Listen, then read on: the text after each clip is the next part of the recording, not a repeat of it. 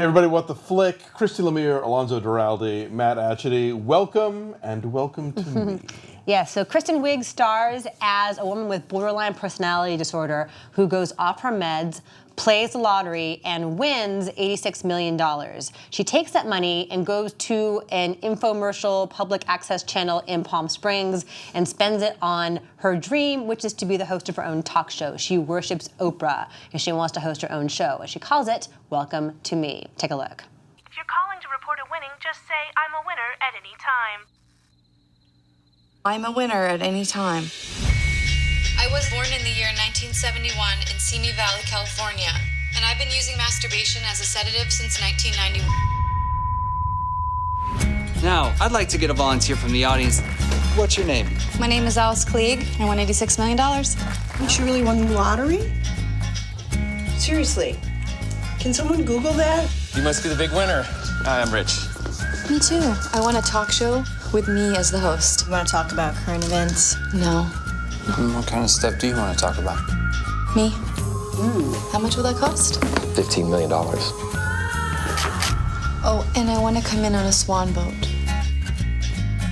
You're off your meds, you're living in a reservation casino, and you're hosting your own talk show. It's a new era. $86 million Alice.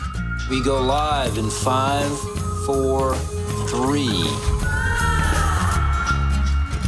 What is she doing? No, I think she's a little frozen. You're on TV now. Hello, I'm Alice Klieg, and welcome to me. And so it begins.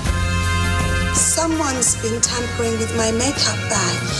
Someone's been tampering with my makeup bag!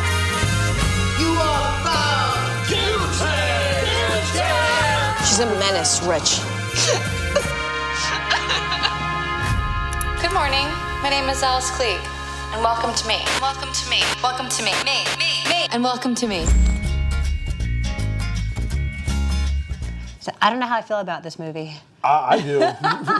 You go first then. I'm torn. annoyed by this movie. All right, go ahead. I will say this. I give all props to Kristen Wiig because somebody who stars in a movie that's as big as Bridesmaids, she could have very easily been the chick Will Ferrell and just made 10 other comedies just like it until we all got sick of it. And she has, I think, really aggressively gone out of her way to find really complex, messed up, complicated characters to play, and Skeleton Twins. She was great in that. Movies I didn't like Girl Most Likely. And this is another one of those. And so I salute her for taking on these kind of challenging roles. But this is one of those contemporary comedies where they want to be really biting and satirical and bilious and then take it all back and give everybody a hug. You know what, though? I appreciate its daring because there were so many moments where I couldn't tell if it was supposed to be funny or not. And I'm not sure that's necessarily a failure of the film so much as it is a reflection of the really uncomfortable directions it's willing to go. Sure. I don't know. There are things with her talk show, and a lot of it does feel like an extended SNL skit. They throw a lot of stuff at the wall with this woman. She's very awkward and has a lot of tics. But so much of it is a reflection of her working through her childhood angst and working through these awful things that shaped her. It's hard to watch. It's so personal a lot of the time. And I don't know whether it's meant to be funny or not. How do you feel about it? Yeah, I'm on the fence about this one because I felt like it is a complicated, weird story, and watching someone's kind of inner angst unfold in a televised medium is that's an interesting. I mean, we've seen that in other places, but seeing that here, that works, and I think that they go in different directions. But I felt like one of the problems this movie has is I feel like it's inconsistent in the world she lives in. And sometimes it's, oh, I've got $86 million and I can do whatever the hell I want because I'm going to buy my way out of it. And, at one point they're like, oh, this might cost, I don't know, $15 million. And she whips out her checkbook and she starts writing. There's these moments that are almost absurd, and then there's really grounded moments. And I had trouble with that because I felt like I didn't want to see the absurdist moments in this otherwise kind of fascinating, grounded film. The tone is all over the place. And again, I think a lot of it has to do with the fact that they really can't decide what they want to do with this character. It's like, on the one hand, yeah, it's this great sort of satire about kind of media age narcissism and how people live their lives on camera and you know, we're all party to their therapy, basically. But then at the same time, it's like it shifts from this mockery to then like, oh, let's all feel bad for her and let's all learn a lesson, and you know, and I hate movies that don't have the courage of their convictions, and this one just feels really kind of wishy-washy about that, and I just wish they would have stuck with one. You know, and not even stick with one, but if you're going to have these two contradictory things, then you gotta really stick that landing. Yeah, I think it's hard to balance. This movie, I think, wants to be both really biting and satirical, and then look at the tragedy of this character. And I don't think it does. I think it tilts more towards the tragedy, and so the satire feels mean-spirited.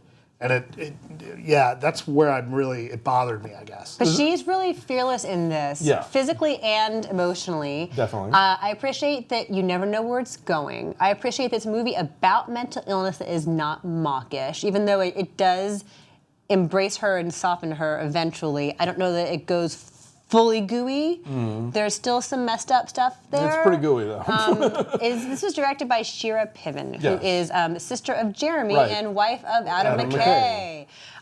So the supporting cast is like Tim Robbins and Jennifer Jason Leigh and Joan Cusack and Alan Tudyk and Thomas Mann and Loretta Devine and Rose Abdul. Yeah, so this really extraordinary cast, and they're all fine, and they get their little moments and they make something out of them. But yeah, I really feel like this is a movie that either should have been harsher or sweeter, or if they was going to mix them more skillfully. And if it is saying something about how, television makes us all narcissists now, like that's been done. That was done, 15 years ago with EdTV.